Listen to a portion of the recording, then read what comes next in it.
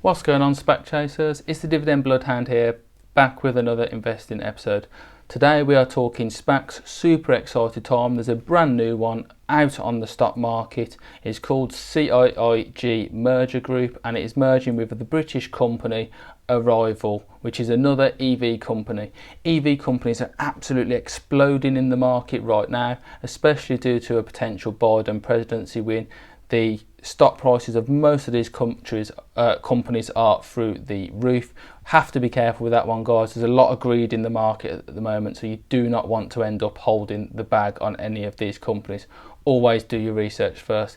If this video brings you some value, it'd be absolutely fantastic if you could smash that like button and consider subscribing to my channel as well. That would be absolutely awesome.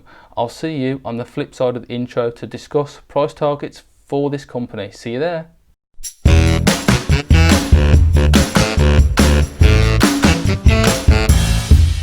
Hey again guys, welcome into the video. So Arrival and Ciig Merger Group is on the market at the moment. You can buy shares in it under the ticker CIIC. Little bit of confusion there. The company is called Ciig Merger Group, but its ticker is CIIC. Now I'm hoping to talk a price target or price targets today with you, but this SPAC is completely relevant to me because the Arrival, the company that is merging with, is UK based, and that is unusual to see at the moment over here in the UK. We sort of, obviously we can get into the US stock market, but it's fantastic to see a British representative in there, in my opinion. The expected initial value of this special acquisition company is $5.4 billion, looking to raise $660 million to take Arrival's EV vans and buses to the masses, and it already counts a significant amount of companies as investors. UPS has already placed a large order, and it also has Kia Motors as a backer as well as BlackRock Group providing funds and managing the capital as well. So it already has significant backing. The current share price is $29 a share, up from what was $17 just on Friday last week. A lot of excitement generated around this company. And just to put that into perspective a little bit for you guys, the electronic van and bus sector is set to be worth $430 billion by 2025, which is absolutely huge. And obviously Arrival and Ciig Group initially is looking to obviously carve out a significant section of that for itself. As already mentioned, UPS is a key backer of this company, and BlackRock is managing over 300 million of funds for this company already. It also has landed $1.2 billion worth of pre-orders already.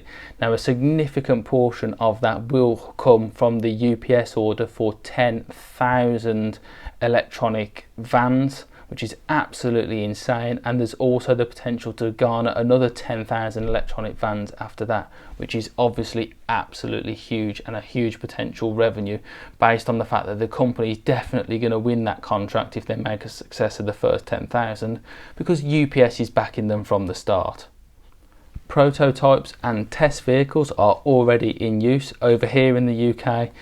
Almost the UK's equivalent to the US parcel service. I know that's different to UPS, but just to let you guys know who they are, Royal Mail is actually already using Arrival's electric vans to deliver parcels all across the country under testing and to bring their carbon footprint down, which is very good. I always like seeing special acquisition companies with a working product or with something tangible to bring to the market as soon as they can. This, in my opinion, adds to their value for me.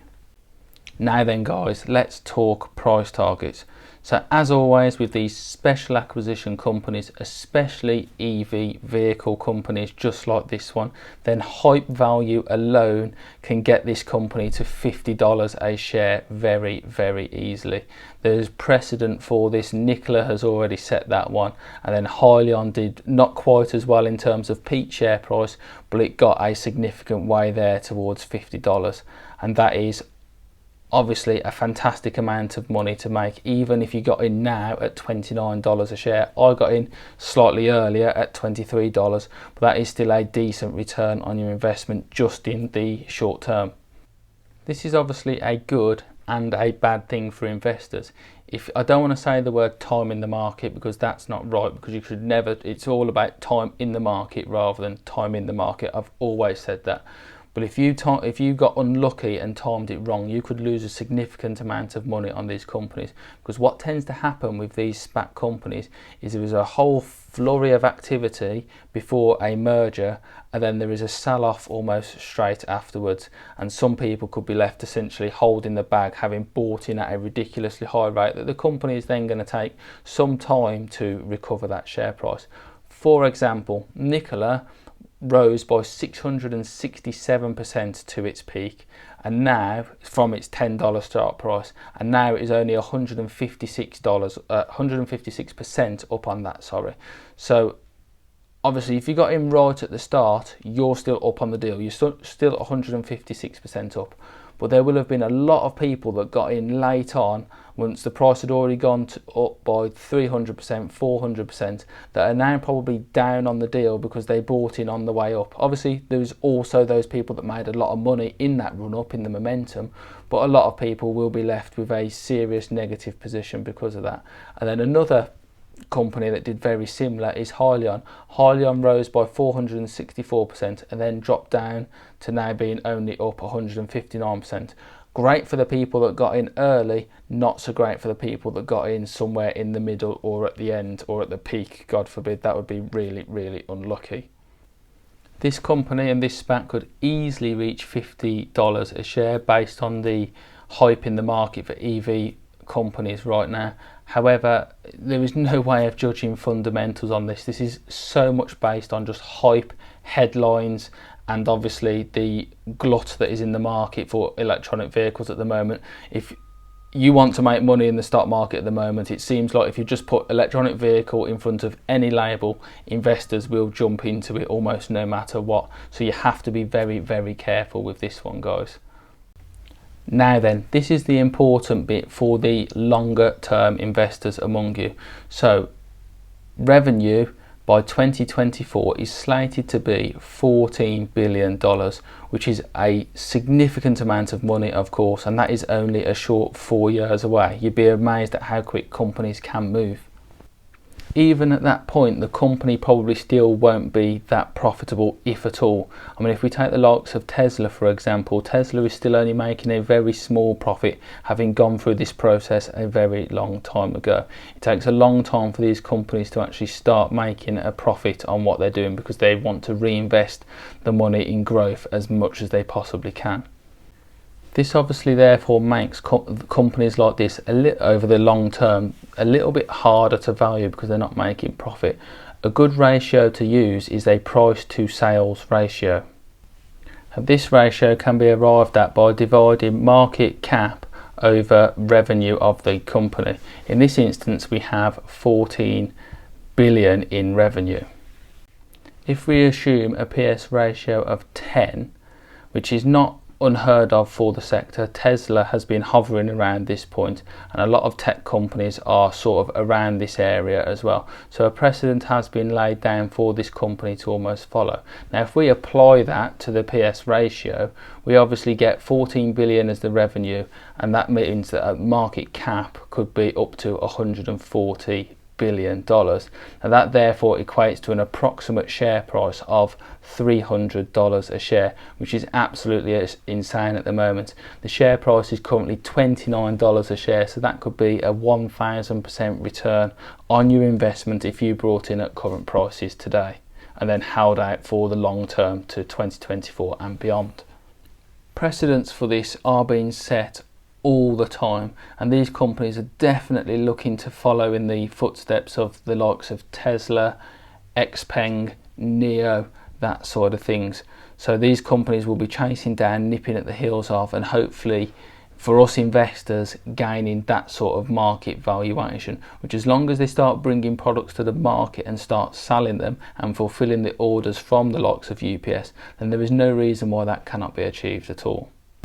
As for the short and long term investing goals for this company, Wall Street very much struggles at the moment with special acquisition companies, and there has been either a sell-off. Nikola's peak price came after the merger, so the price built up and up and up and up, and then they merged, and then the price kept going after the merger, and then there was a spate of negative headlines with the truck just rolling down the hill, Truckgate, Hillgate, whatever you want to call it. You will have all seen Nikola's massive fall from grace, but that peak share price came after the merger. Now with Hyliion's peak share price came before the merger, so the momentum built up and up and up and up, and then about a week before the merger there was a sell-off. It held a little bit, it sort of traded sideways for a little bit, and then it fell massively down to the $20 margin.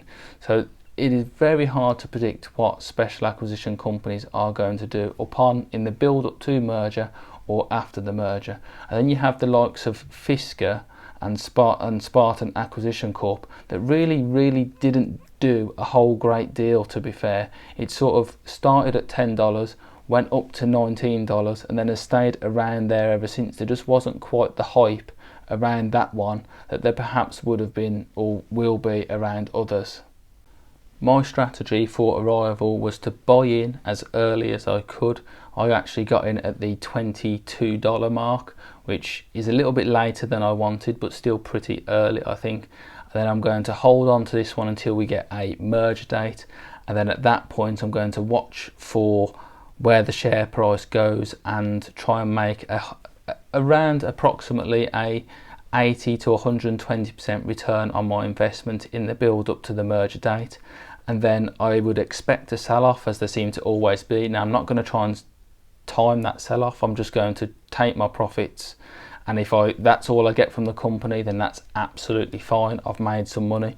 But if the share price decides to drop back down to $20 or so, then that will provide me with an opportunity to buy back in for the long term, and then take that little segment from the $22 margin that I bought in at.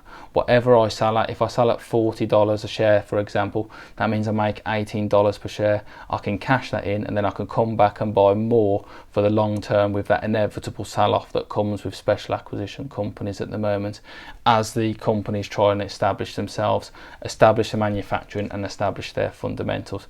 That's my plan. You don't necessarily have to follow it. You can of course do your own thing. You should always do your own research before following what some guy says on YouTube.